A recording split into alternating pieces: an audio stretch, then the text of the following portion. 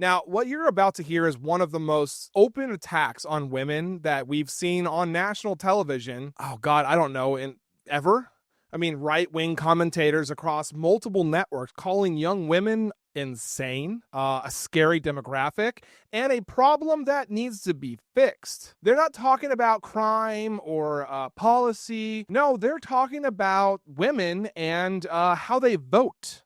Okay, and before I show you this clip, okay, I need you to keep in mind that these are not like fringe voices. Okay, these are people defining conservative media today. All right, watch this clip. 84% of young women in New York voted for Mamdani. They voted to make the city dramatically less safe for themselves. If I was leading the conservative movement, I would say encourage marriage early. You'll get more conservative young women. Young women are actually insane in this country. Young American women are very much far left, and they are buying into all of that. But they have been since, well, some of them since they were young little girls. Yeah, I find that very frightening. There is a huge gender gap when it comes to politics. I'm not surprised at all that young women went incredibly left. I think that young women, it is said, are the most left-wing group in history. And so that just means I have more work to do. What you just heard isn't technically, political commentary.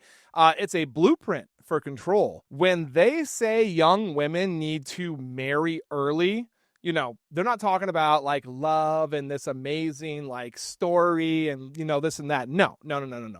It has to do with power and the belief that women who marry young, basically they'll become more financially dependent, more submissive, and easier to shape politically. Now, I'm not saying that's the case, overall. I'm talking about the conservative agenda here, okay? That's completely different, okay?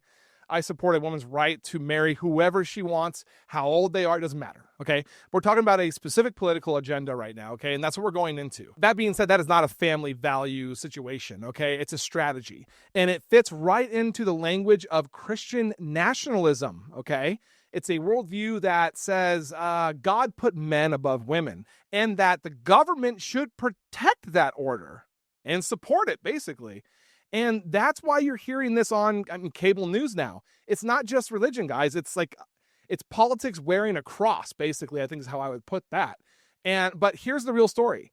Young women are voting differently today because they're living differently, okay? Everybody is. But they're facing higher costs, losing reproductive rights, and seeing men in power basically mock them, mock their concerns as insane.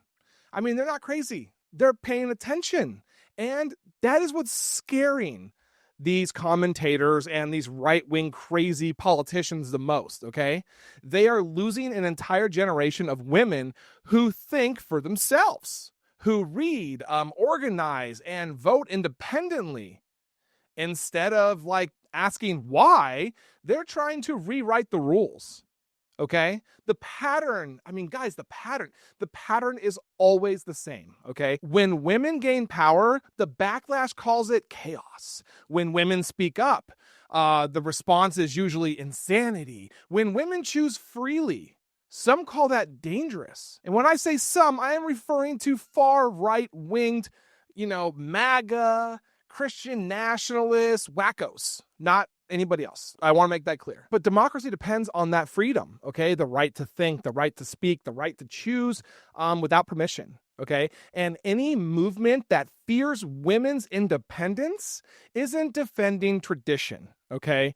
They're fighting progress. That's exactly what they're doing. They're fighting progress. Thank you guys so much for watching. Make sure you guys like, comment, and subscribe to stay connected and informed to the stories that matter, the people that matter, and most importantly, the truth. The thing that is so hard to find right now. And just so you guys know, I do the best that I can to answer the comments. So I really hope to see you guys in there.